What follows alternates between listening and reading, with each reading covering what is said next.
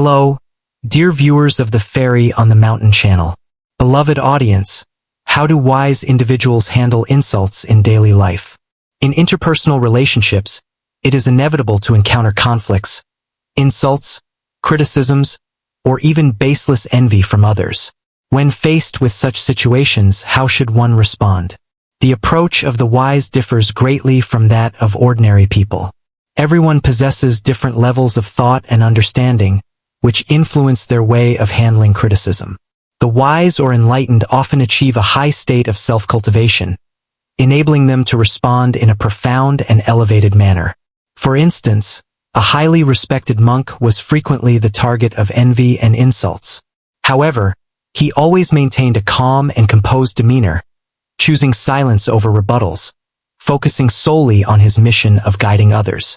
There is a story that one day, after a person grew tired of hurling insults at the monk calmly smiled and asked, "May I ask, if someone gives a gift to another, but the recipient refuses to accept it, to whom does the gift belong?" The person, without hesitation, replied, "Of course, it still belongs to the giver." The monk nodded and said, "Exactly. You have been cursing me, but if I do not accept your curses, who then will bear them?" Hearing this, the person was left speechless, realizing the folly of their actions. From that moment on, they no longer dared to insult others recklessly. When faced with insults, very few people can remain calm. However, if one takes a moment to reflect, they may realize that retaliating with insults is an unwise approach. If a person can respond to insults with composure, indifference, and grace, they exhibit the demeanor of a true sage. True wisdom comes from genuine self-cultivation, enabling one to reach such heights. In the face of life's ups and downs, a mature person observes and endures with calmness. Over time, we grow accustomed to silence. In old age, the best response to right or wrong, mistakes, and grievances is often not to respond at all. Life is never smooth sailing for anyone, but complaining does no good. Difficulties will only increase, not diminish. The challenges you face will remain unchanged, but your attitude may worsen if you continuously dwell on grievances. If you focus only on the negative aspects of life, you will miss the chance to enjoy the present moment. Moreover, persistent negativity can severely impact your health. Complaining is the greatest assassin of happiness. If you start learning now to face life's challenges with calmness, even in the final stages of life, you can still enjoy the true joy of peaceful years and dedicate time to nurturing your soul. Dear audience, everyone's life will encounter moments of dissatisfaction. Yet, when faced with these moments, each person can choose their attitude.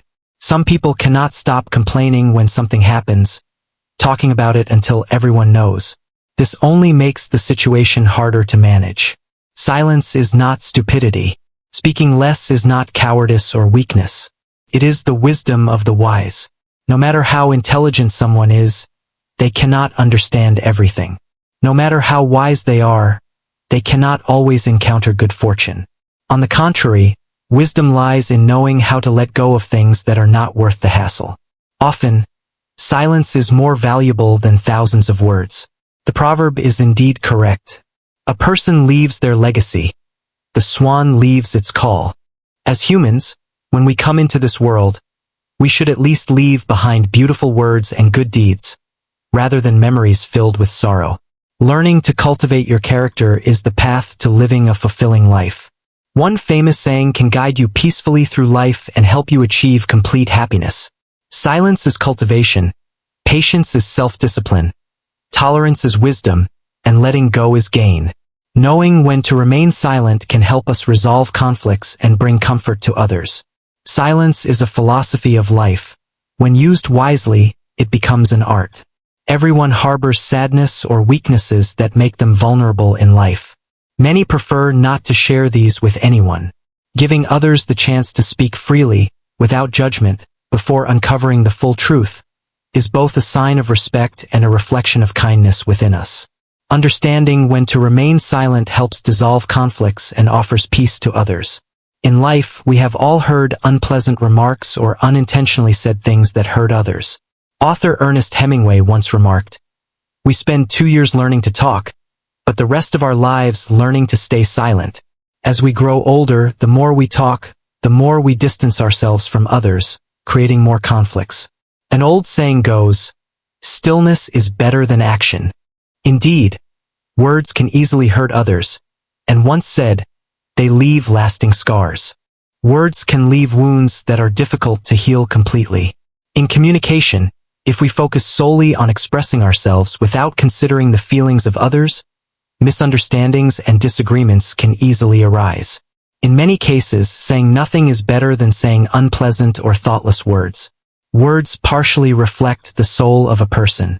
By observing carefully, we can see that different people will say different things, revealing their inner selves. Speak slowly and with kindness. We are not saints. Speaking too quickly and without thinking can lead to mistakes. Some people respond quickly, seeming articulate at first glance, but their words often lack careful consideration, revealing flaws. Such individuals, in reality, may not be respected by others. As the saying goes, the gentleman has 3 points of shame: speaking hastily and offending others before it is their turn to speak, remaining silent when it is time to speak, and judging without understanding the complexity of the situation. In today's fast-paced internet era, we have access to information more quickly than ever. We can instantly know what is happening globally and what our friends are doing through the press and social media. However, in this whirlwind of information, we often lack the time to discern truth from falsehood, getting swept up in it, commenting on this and judging that. There's a saying, "What you see on the surface may not be true, as truth often lies hidden deeply." When encountering a situation, we may only perceive one part of it, like the story of the blind men touching different parts of an elephant. We define what we see based on the limited information available, but our definition may be entirely different from reality. This can lead to mistakes, especially with people we don't truly understand. It's best to remain respectful and composed, refraining from speaking carelessly. Many people outwardly appear optimistic and carefree, but in reality, they harbor pains they do not want others to touch upon. Be cautious when discussing anyone's private matters, as everyone has emotional scars that, when reopened, can cause significant harm. This is why cultivated individuals often choose silence and do not share others' secrets. Talking excessively is also a kind of ailment. Learning to be silent is a way to grow. Zhang Guofan once said, "Talking too much is a great evil in human life." He devoted much effort to curbing this disease of excessive speech and made it an important part of his family teachings. There is a story about Mark Twain, the famous American writer. While listening to a minister's sermon at church, he initially felt deeply moved and intended to make a large donation. However, as the minister continued to speak, Mark grew bored and decided to have the amount. After 10 more minutes of relentless preaching, he could no longer bear it and resolved not to donate at all. In psychology, this phenomenon is called the overstimulus effect, meaning excessive, intense, or prolonged stimulation can lead to extreme discomfort and backfire. Dear friends, life is often lost in arguments but won through silence. In many situations, debating and explaining may not be as effective as silent tolerance. There's a story illustrating the principle of silence. A wealthy and famous man admired Buddhism so much that he decided to renounce worldly wealth and fame to become a monk. Over time, he was selected as the abbot of a major temple due to his virtue and demeanor. However, rumors began to circulate that he had chosen the monastic life to enjoy a comfortable temple lifestyle. His disciples were outraged. Some argued with those spreading rumors, while others wrote stories to defend their teacher's life. When the abbot learned of this, he called his disciples and said, "Your actions, though well-intentioned, are actually misguided. From now on, I must live more carefully." His disciples disagreed, saying, "Master, those people have slandered you, and we only defended your honor." The abbot replied, "Remember, if you are slandered, you must not argue back. Arguing only worsens the situation. Without resistance, the slander will eventually stop. But if you argue, it will escalate endlessly. How then can you have peace of mind and time to cultivate yourself? Focus on doing good and kind deeds. If you are wrong, no amount of praise will matter. If you are right, no amount of criticism can harm you. As time passed, the disciples adhered to his teachings, remaining silent and practicing kindness in every action. Gradually, the slander faded like smoke, forgotten by everyone. In life, many issues cannot be clarified immediately, especially with narrow-minded or uncultured individuals. It's better not to argue about right and wrong with them, as such debates often devolve into confrontations. It's better to counteract malice with kindness, letting virtuous actions inspire others. The wise can endure, retreat, and transform confusion into understanding, and suffering into joy. This translation captures the essence, tone, and meaning of the original text, while maintaining its depth and nuance. Let me know if further adjustments are needed. Being together for a lifetime. In this life, everyone carries their own burdens. There are pains that are hard to express. Don't assume someone isn't hurting just because they don't cry. Don't think a smile is always born of luck. Life is short and time is the same for all of us. What sets us apart is how we prioritize what truly matters. When you meet someone unreasonable, don't argue about right and wrong. If someone harbors bad intentions, stay away for your peace. What needs to be let go, let it go. What needs to be avoided, avoid it. What needs to be changed, change it, sooner rather than later. To reduce pressure, add motivation. Set down your troubles so peace can take their place. Stop complaining to cultivate optimism. Letting go isn't weakness but a wise response to what cannot be changed. Forgetting isn't out of anger but to avoid wasting time on what's futile. When hurt or caught in conflict, remind yourself, what needs to be let go, let it go. What needs to be forgotten, forget it. Consider wounds as lessons that make us wiser, helping us avoid repeating mistakes in the future. Why dwell on worries endlessly? Doesn't it exhaust you? Why pick at old scars? Doesn't it hurt? Sitting there lamenting life and blaming others, what's the point? Instead of scheming and calculating, let it all go. Drop it, conclude it, and end unpleasant matters as soon as possible. Let go of meaningless things. Forget the troublesome people. Stop dwelling on past mistakes. Don't let the buzzing opinions of others trouble your mind. By doing so, you'll have the energy and time to cherish those who treat you well, to value what has been lost without lingering too long. Treasure what exists and take care not to cause harm. Some things and people, upon reflection, will no longer seem as important. When you can let go, the weight lifts. When you take things lightly, whether you have them or not, it won't matter much.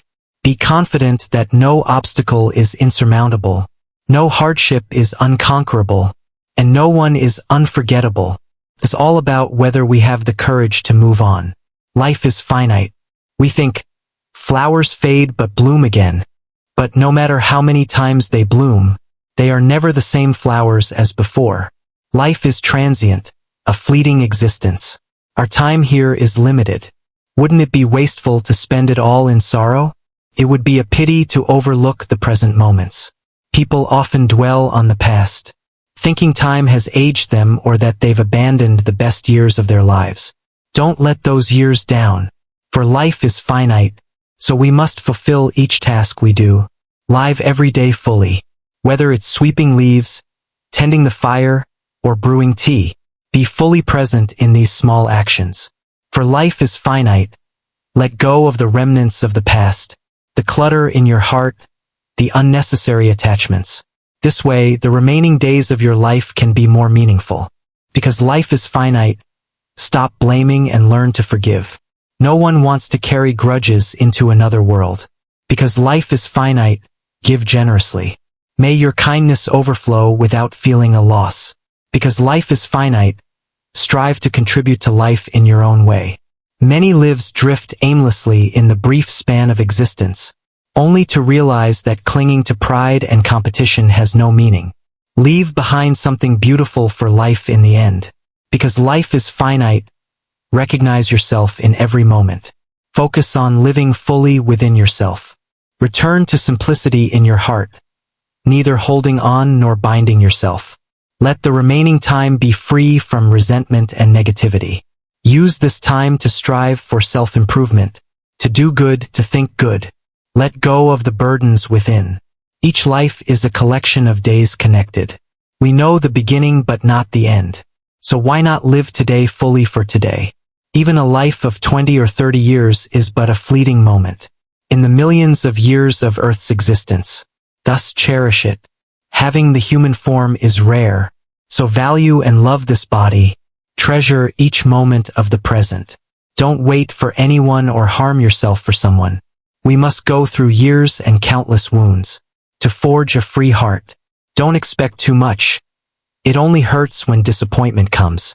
Love others with compassion, free of expectations or demands. Everything is impermanent. We don't know what will happen in the next moment. So take things lightly. Build your dreams upon yourself as the foundation, and create a heart that is free. When you see flowers fall, know they are falling. When you see yourself, truly see yourself. Don't live waiting for others. Live a meaningful life for yourself. Then bring your values and compassion to love all around you. Each person comes into our lives because of fate. When the connection holds, we meet.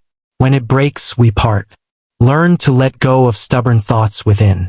When the heart lets go, it finds peace. When the mind stops craving, it finds calm. When calm is achieved, let things follow their natural course. What comes, comes. What goes, goes. At that moment, our demeanor will be one of serenity and freedom. Dear friends, the Buddha teaches that the noblest offering isn't gold, jewels, or wealth. It is the heart of the devotee. And this is best shown through actions. Respecting the Buddha, the Sangha, one's parents, and caring for the poor and sick. These acts sow blessings like a farmer planting seeds in fertile soil.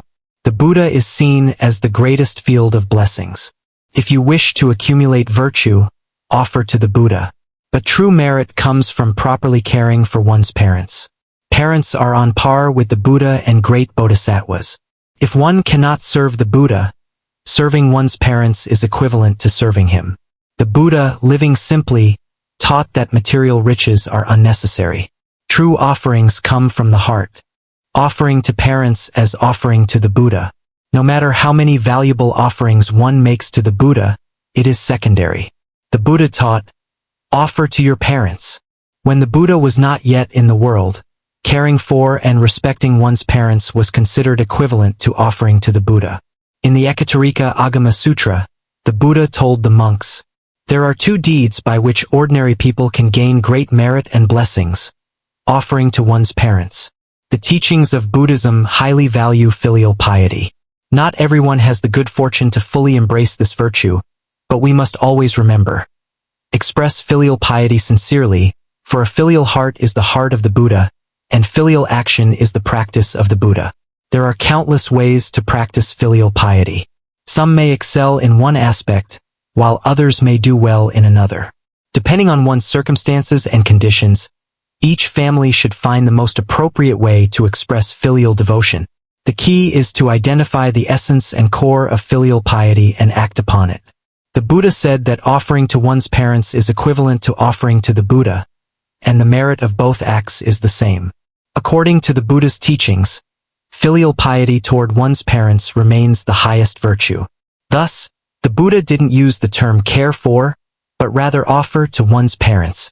While acts of filial devotion may appear similar, the heart of filial piety must be elevated to its utmost. Providing for one's parents so they lack nothing is achievable, but it isn't enough. What's needed is to serve them with the highest reverence. This is what offering truly means. The immense debt of gratitude owed to our parents for giving us life and nurturing us is as vast as the sky and the ocean. As children, it's nearly impossible to repay this debt fully. If one's parents are still alive, they are like living Buddhas. Serve them as if serving the Buddha himself. Offering or caring for one's parents is the foundation of filial piety. The essence of this virtue lies in respect and harmony, particularly on the emotional and spiritual level.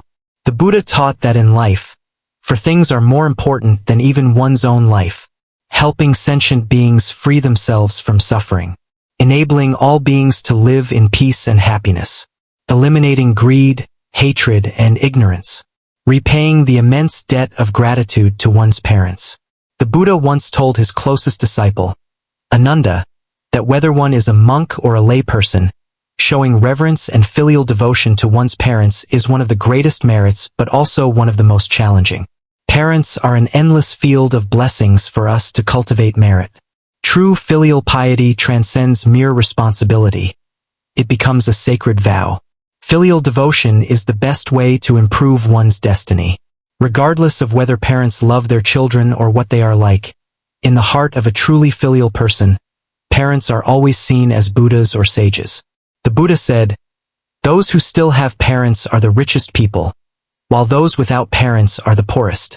When parents are still alive, life is as radiant as the midday sun. When they are gone, life becomes dim and sorrowful, like a world without sunlight.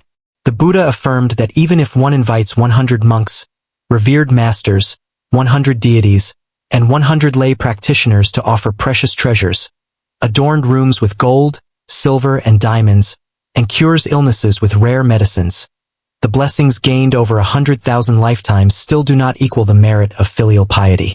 Simply fulfilling one's duty of filial care brings blessings lasting through 3 lifetimes. The one thing we must never neglect is being filial to our parents. If you believe in the Buddha, regard your parents as Buddhas or Bodhisattvas to honor and serve. Doing so is equivalent to offering to all the Buddhas. Don't view filial care as a mere obligation. It is the greatest fortune in life. Only by being filial to one's parents can one receive the blessings of the universe and divine protection. Filial devotion brings boundless prosperity and ensures a blessed future. Without it, one is cast into a sea of endless suffering, unable to find peace. The ancients said, "Of all good deeds, filial piety is the foremost." Buddhism also teaches that cultivating merit begins with being filial to one's parents. Only after honoring one's parents should one turn to the Buddha. This is how merit becomes immeasurable. If you are one of those who are receiving these blessings, please rest assured to enjoy the blessings and wait for tomorrow to come. There are 4 types of people who do not need to worship Buddha but still have a connection with Buddha. The first type is those who have a heart full of compassion and forgiveness. In the Dhammapada, Buddha advises sentient beings to practice the 4 immeasurable states of mind, which are immense, boundless minds, loving kindness, 2, compassion, by, sympathetic joy, high, and equanimity, xa. Buddha teaches, open these 4 hearts without limitation to all sentient beings in all directions. This characteristic helps humans become good, perfect, and is the way of life of saints. Loving kindness is the ability to offer joy to others. Compassion is the ability to relieve others' suffering. Sympathetic joy is the peace and happiness brought by loving kindness. And equanimity is calm, freedom, and non-discrimination. Even if these people recite scriptures, chant Buddha's name, or light incense and pray daily, but do not possess the 4 immeasurable states of mind in their hearts, they are actually going against the way of the Dharma. Even if they practice for 80,000 eons, they are still far from the Buddha's path. How could they expect to receive Buddha's blessings? Buddha taught that those with a connection to Buddha are people with good hearts, who regularly practice giving, are always concerned with how to help those who are less fortunate than themselves. They do not seek self-interest but only wish for all sentient beings to be free from suffering. They are people with a Bodhi mind. On this earth, everyone asks Buddha to protect and bless them, but few think about how exhausting it would be for the Buddha and deities to fulfill the requests of everyone. A true practitioner of the Dharma is one who cultivates the 4 immeasurable states of mind to teach and guide others to be free from suffering and find joy. Humans should have compassion toward others and situations, live in peace, and treat each other with sincere hearts. They should think of others and not use cruel methods to oppress others. A noble heart of compassion towards the pain of others will guide one's reasoning and actions, ready to forget oneself for the sake of others. Those who have a compassionate and forgiving heart, even if they do not worship Buddha, will still be secretly protected and assisted, overcoming calamities in life and peacefully enjoying blessings, because they have already sown the seeds of Buddha's connection through their own actions. The second type is those who maintain a pure heart. The Buddhist scriptures say, the Buddha speaks all teachings to maintain all minds. If there is no mind, all teachings are in vain. This means that all teachings are aimed at healing the diseases of sentient beings' minds. If all beings are free of mental afflictions, what need is there for teachings? Life is filled with temptations. On the path to enlightenment, there are many obstacles, such as wealth, material possessions, and fame, which also act as hindrances. We must be individuals who know how to preserve ourselves, take care of our body, speech, and mind in order to achieve enlightenment. Heaven and hell exist within us. Our choices are up to us.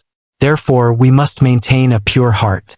Those who maintain a pure mind will conduct themselves with clear judgment, knowing right from wrong. They will act virtuously in all situations. When faced with harsh words, they will still speak with a pure and noble voice. Even if they are slandered or beaten, they will not retaliate, instead using righteous actions to awaken others. A pure heart will naturally cut off all afflictions. Happiness and suffering in life are determined by the mind.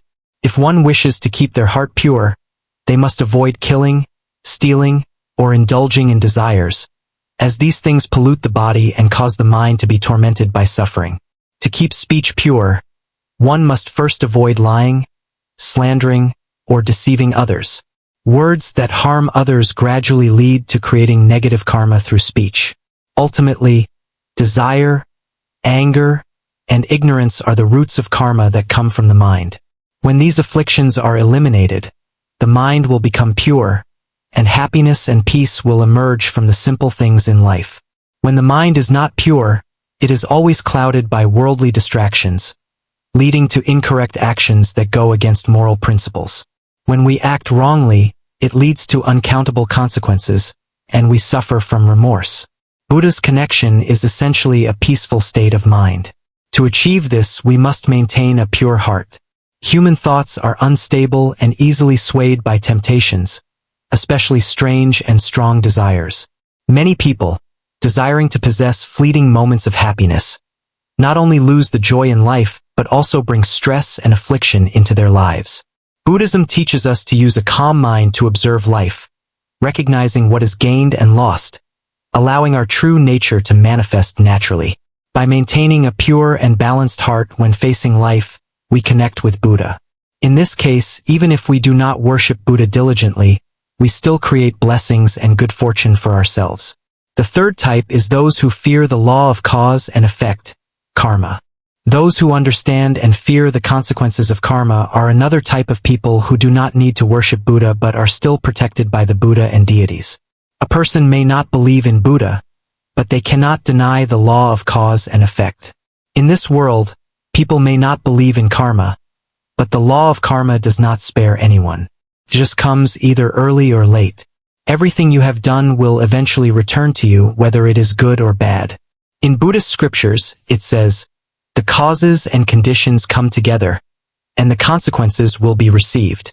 This means that the things we do, even if it takes countless lifetimes, will never be lost, just waiting for the right conditions for the consequences to manifest.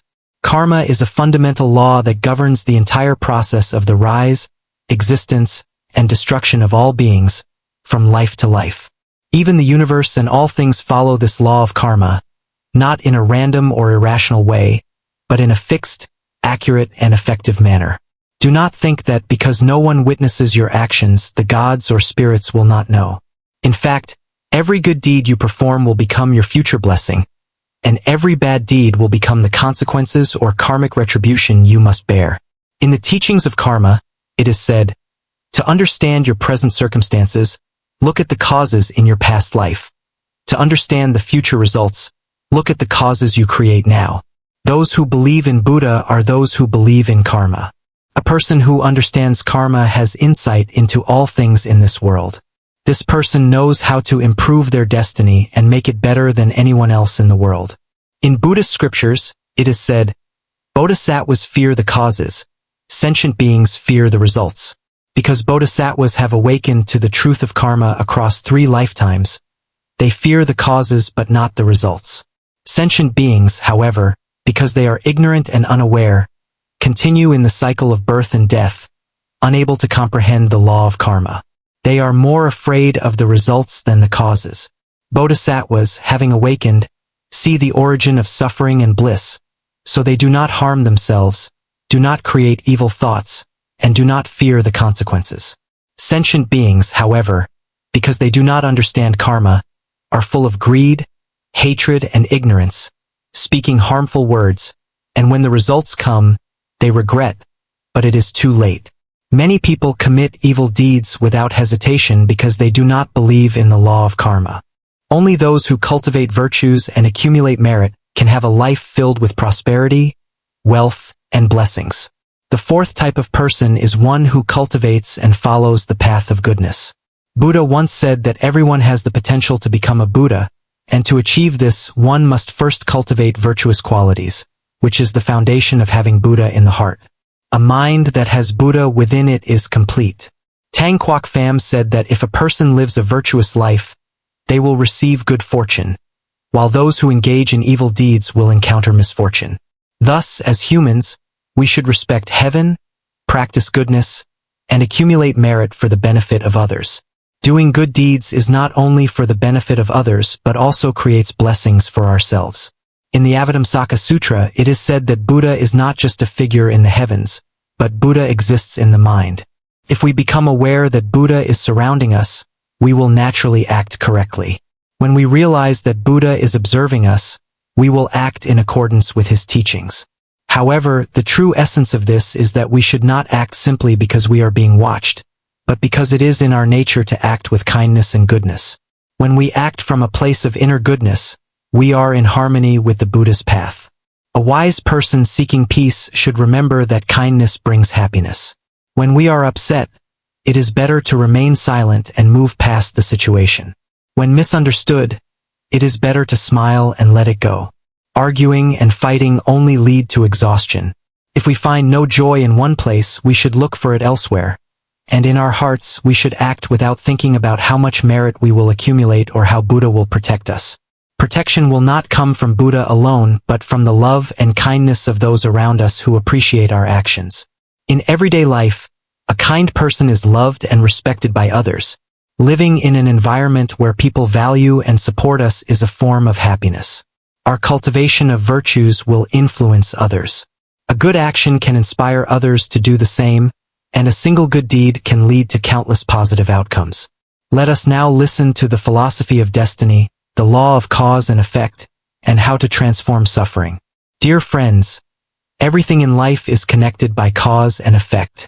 If we do not sow the seeds of good actions, we cannot expect to reap good fruits. You often wonder what would happen if someone brings suffering into your life. If you retaliate by causing them pain in return, it creates a cycle of suffering. Pain added to pain perpetuates suffering forever. To dissolve the karma of the past, we must cultivate a heart of compassion and kindness. In the journey to the West, there is a scene where Hong Hai Ni spits fire, and the teacher explains that it cannot be extinguished without the water of the Bodhisattva's nectar. The fire represents human anger and hatred, while the nectar of the Bodhisattva represents the compassion of the Buddhas, Bodhisattvas, and saints. There is a story about a donkey. One day, a donkey was playing joyfully when it fell into a deep hole. It cried out for help, and its owner and villagers rushed to the hole to try and rescue it but could not. Eventually, they decided to throw stones into the hole to bury the donkey alive, not wanting to see its owner suffer from the donkey's cries. The donkey looked at its owner and the villagers in despair, asking, "Why are you treating me this way?" As the stones fell, the donkey suddenly had an idea. Why not step on the stones and climb out? So, step by step, it climbed up the pile of stones and escaped from the hole, leaving the onlookers amazed. The lesson from this story is that the stones, which were intended to harm the donkey, became the stepping stones that allowed it to escape. Similarly, the difficulties we face in life may appear to harm us, but they can actually provide opportunities for growth. These challenges give us a chance to repay past karmic debts and practice compassion. When facing hardship and maintaining silence with love, we radiate an invisible power, which is the strength of virtue. This inner strength will follow us for countless lifetimes, helping us progress on the path of spiritual practice. Like the lotus flower that blooms in the mud, human virtue is also nurtured in adversity. I pray that my heart will embrace all those who hate me, even those who have caused me pain. I wish to overcome hatred and let go of grudges, allowing peace and tranquility to fill my life. Whether we are kind-hearted, wealthy, or virtuous, everyone must face adversity, circumstances that are completely contrary to our desires. However, this is a natural part of life. Sometimes, looking back, we might even feel grateful for the hardships. In the book, The Rise and Fall of the Narada, it is said that although we live a pure life like a Buddha, we cannot escape criticism and misunderstandings. These things will always happen in life. When we face challenges, we often feel upset, frustrated, and may even become angry and blame our fate. However, everything in life operates according to its own laws, and we must accept these laws.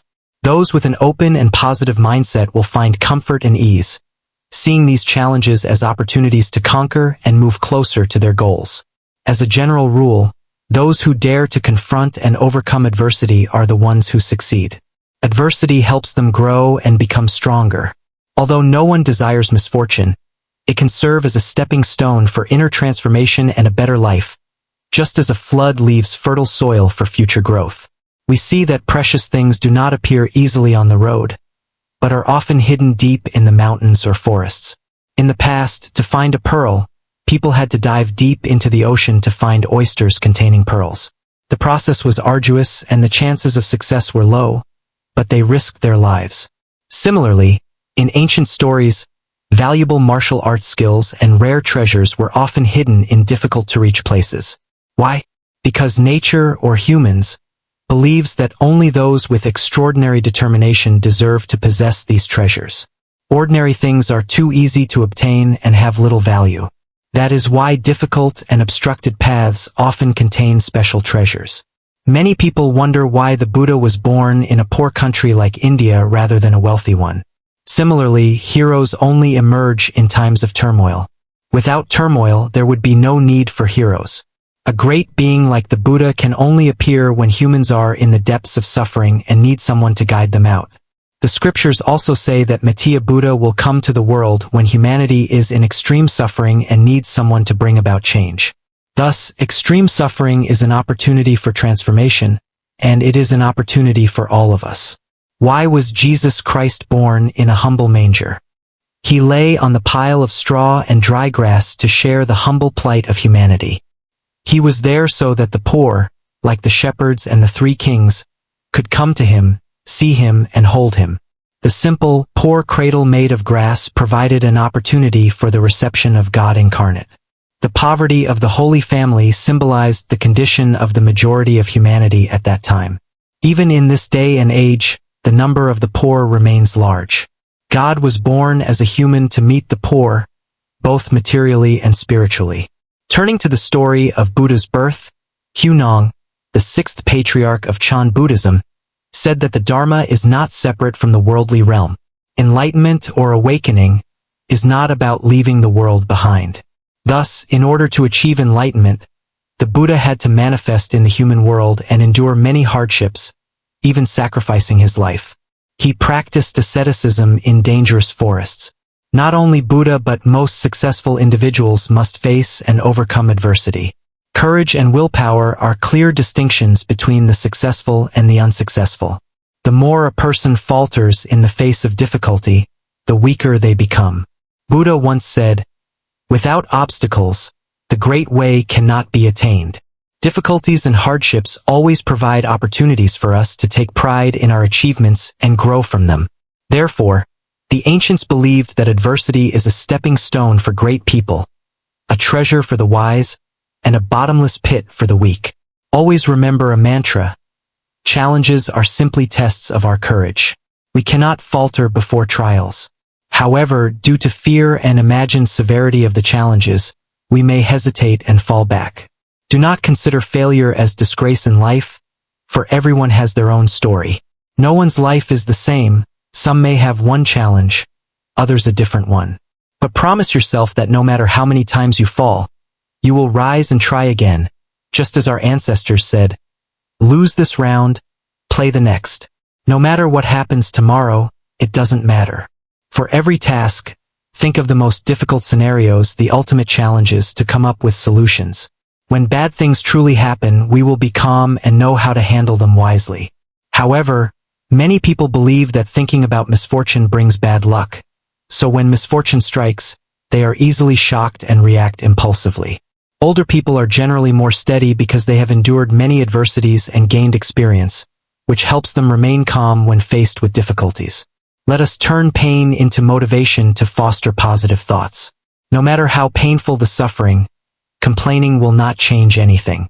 Sometimes, simply being alert, optimistic, and steady in facing the situation can improve things. Sweetness represents pleasant experiences, while bitterness represents adversity. In a dish, both sweet and bitter flavors have their own value. Adverse situations may not overwhelm our lives but can help us become less arrogant, reduce our greed, and view problems more deeply, ultimately improving ourselves. A healthy person often becomes complacent about their health and eats indiscriminately, but when illness strikes, they awaken and start caring for their body. The wealthy rarely engage in charity, often viewing going to the temple as superstition, but when faced with hardship, they become more active in helping others and praying for improvement. In summary, when facing something contrary to our desires or resistance from others, we should look directly at the problem, find opportunities in adversity, and take control of the situation. When we look back at our achievements, many people silently thank adversity for awakening them and making them realize the need for change in order to adapt to the society around them. There is a story about farmers in southern Alabama who were used to growing cotton to make yarn for weaving fabric. One year, pests destroyed their crops. The next year, they mortgaged their homes to continue planting cotton, hoping for a better harvest. However, when the cotton started to grow, pests arrived again and destroyed most of it. A few surviving farmers decided to try planting peanuts, something they had never done before. The peanuts became so popular in the market that the profits were enough to pay off the debts from the previous 2 years.